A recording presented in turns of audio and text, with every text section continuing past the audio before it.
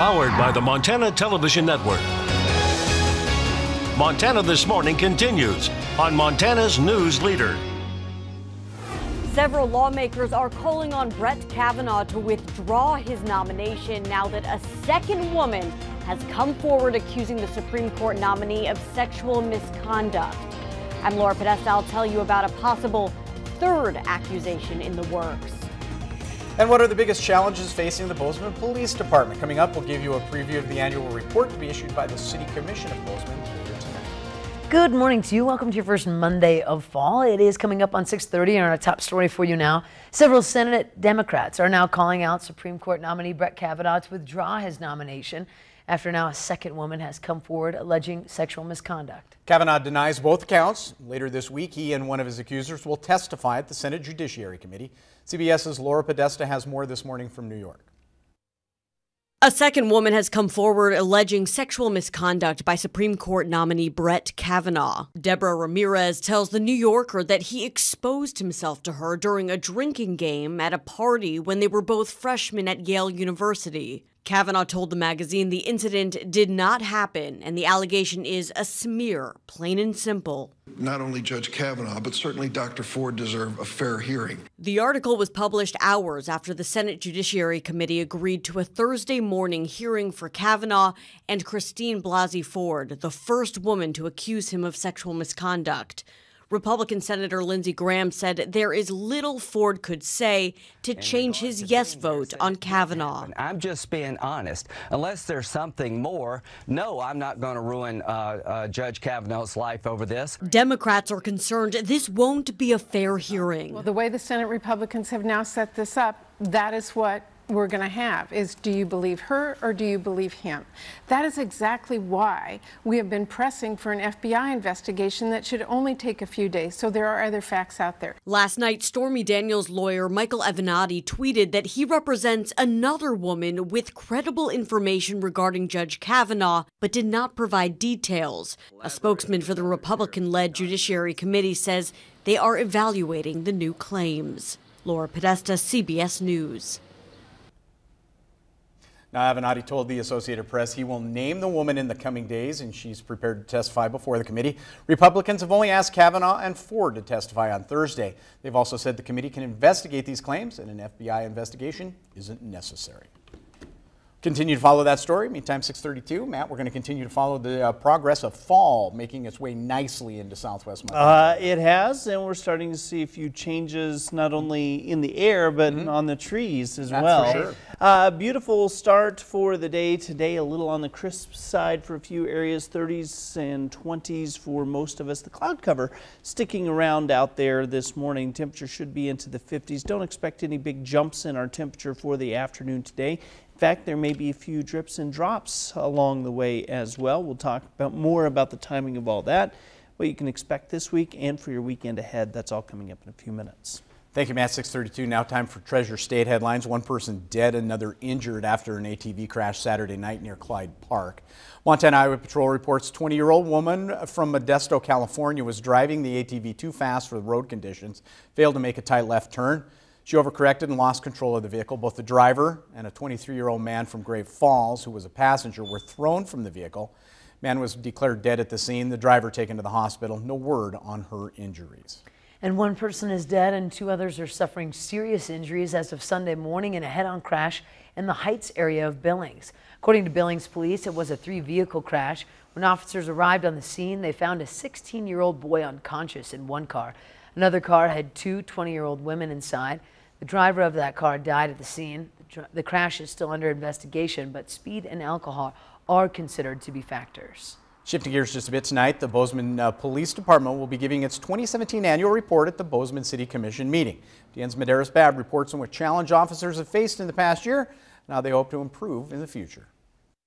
Each year, the Bozeman Police Department releases a report stating all of the challenges and success that the department has had over the past year. Deputy Chief Jim Velkamp says as the city continues to grow, maintaining the title as the safest large city in Montana becomes more and more difficult. Keeping up with our our officer numbers as far as recruitment, retention, appropriate training, and having them learn and be completely proficient at the increasing demands and expectations placed on them. That's certainly one of our biggest challenges. To supply this demand, Bozeman recently added 4 positions, 2 part-time officers, an information specialist, and a full-time animal control officer. So it certainly is difficult to keep up with those types of things, but I think we're doing a good job with what we have.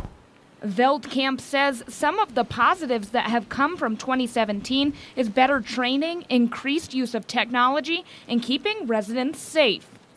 The way we see it is that we're part of the community, we're the police of the community, not of the city or a government. And so I think this highlights the fact that we need the citizens to work with us and support us for us to do our job effectively.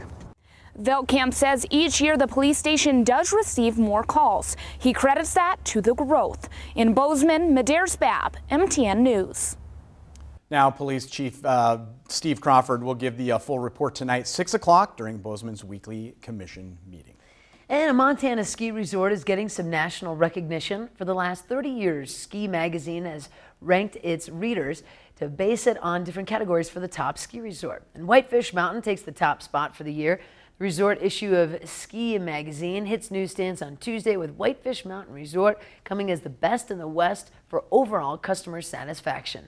Other factors helping Whitefish Mountain get its prestigious award: the welcoming atmosphere of Whitefish, the great snow conditions, and the varied terrain that the mountain offers.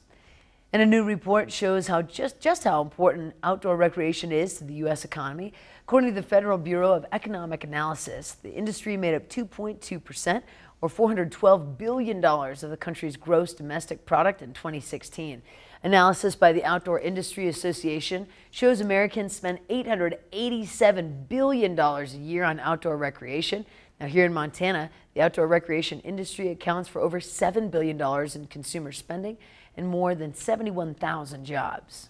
Staying outdoors, Steamboat geyser erupted earlier this week for the 19th time this year in Yellowstone National Park. Take a look at this. Steamboat, the world's tallest active geyser, offered throwing water up to 300 feet in the air. Some years, Steamboat more dormant than others. Longest gap in eruptions, 50 years. That was from 1911 to 1960.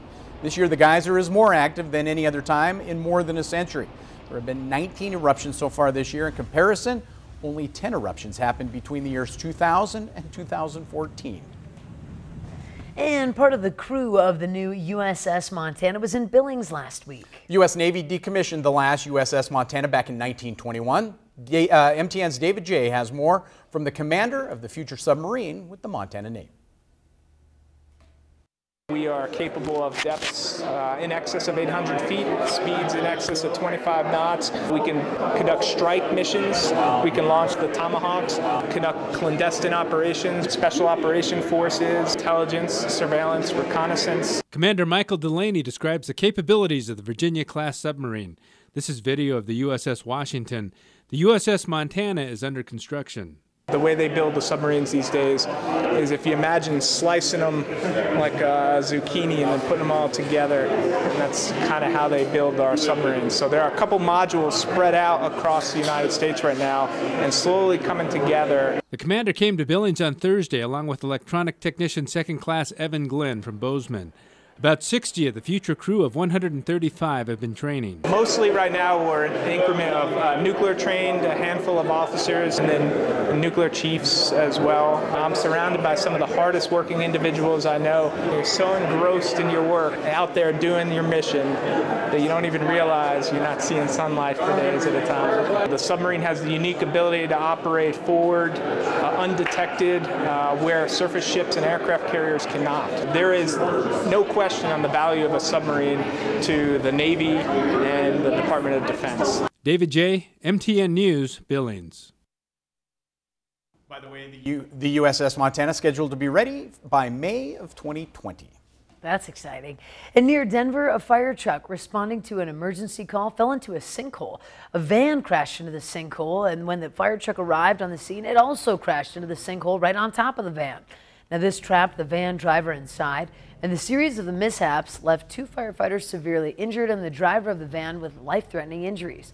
The heavy rescue truck with a crane had to be called in to lift the fire truck out of the way, and the driver of the van was flown away in a medevac helicopter. Wow, you don't think about the first responders having responded to. Yeah. Crazy. We do have to take a quick break. Coming up in just a moment, you can take a class in French, you could take a class for accounting, but how about a class about happiness? We have that story for you in just a moment. And something that'll make you happy. Here's what's coming up at 7 o'clock on CBS This Morning. Good morning. Ahead here on CBS This Morning, a new allegation of sexual misconduct against Supreme Court nominee Brett Kavanaugh comes to light. We'll talk with the New Yorker's Jane Mayer, who co-wrote the article about the new accuser. And only on CBS This Morning, our interview with British Prime Minister Theresa May. Her views on Russia, Brexit, and her relationship with President Trump. We'll see you right at 7.